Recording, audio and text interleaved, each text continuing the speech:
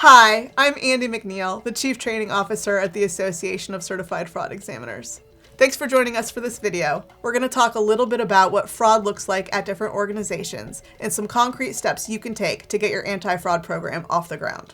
Having an anti-fraud program is necessary for organizations to make sure they're not losing money to an expense that offers no benefit to the company, right? We know fraud not only damages the finances of the company, it damages the reputation of the company, it damages the goodwill of the employees. If you hire individuals to work at your company, at some point, one of those individuals will try to lie, steal, or cheat in order to personally gain. So this is a risk that happens at every organization. Small businesses absolutely are uniquely challenged by the risks of fraud. One of the main reasons is that they tend to run on trust. There are so few people operating those businesses, and they need to be focusing their day in and day out on actually just making the business successful, that the owners of the company have to just trust them to do their jobs. But we know that trust is not an internal control. It doesn't actually serve the purpose of protecting against fraud. And unfortunately, trust is actually a factor that can lead to fraud. Small businesses are also often faced with resource limitations. They don't have the resources to implement a lot of fancy controls that a lot of larger organizations do. All of their resources are spent on just trying to grow the business, just trying to keep their operations going. And that lack of resources means it's harder to justify investing in things that are solely designed to protect against fraud. So kind of that combination of we have to trust our people inherently and we don't have a lot of resources left over to invest in anti-fraud programs leaves small businesses a lot more vulnerable to potential fraud than some of the larger organizations that are out there. When it comes to employee fraud, a single instance of an employee committing fraud in an organization typically causes about $145,000 in damage. For a lot of large organizations, that might be absorbable. For small companies, that could make or break them in a given year. That's a very common form of fraud, and it's one we hear about a lot, but it's not the only one. Your customers can actually try to defraud your organization. Your vendors can try to defraud your organization. Maybe they're sending you goods or service or performing services that don't meet your expectations, but still charging you full price or billing you double for what they provided to you.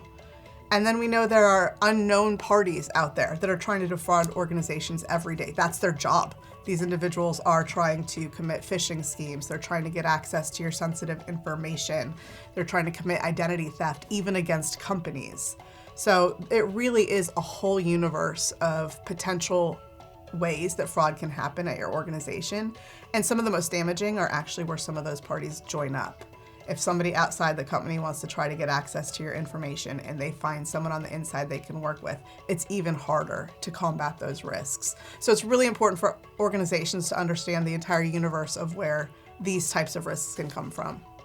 One of the risks that I think every organization absolutely needs to be aware of is those cyber attacks that are coming from professional cyber criminals all over the world and are targeting organizations looking for whether it's access to their financials, access to their bank accounts, access to their sensitive information. And usually they're trying to do so by emailing somebody on the inside of the organization, impersonating a trusted party, and getting that individual to provide them access. They may also be trying to hack the system to get the same access. So it's incredibly important for organizational leaders to ensure their staff is educated and aware of what those types of attacks look like, because they can come to anyone in the organization at any time, and you don't want to have an employee fall for one of those schemes.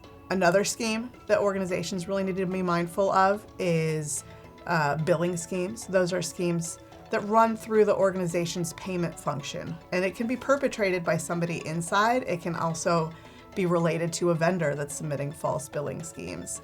And for a lot of organizations, the best way to counter this is simply having the company's owner or very top management looking at bank statements every month.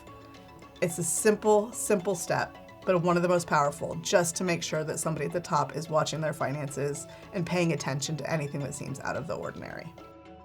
Just having someone paying attention creates what we call the perception of detection. You know that somebody is looking specifically with an eye towards potential fraud. That actually can help prevent a lot of people from ever attempting something to begin with. So embedding those checks and balances into your overall approach to your organization, to your operations, can go a very long way in creating that culture of vigilance, and it doesn't require a lot of proactive financial investment, but it can make all the difference in whether somebody decides to commit fraud or not. For more information, benchmarking reports, training offerings, and so much more to help make sure your anti-fraud program is effective, visit us at acfe.com.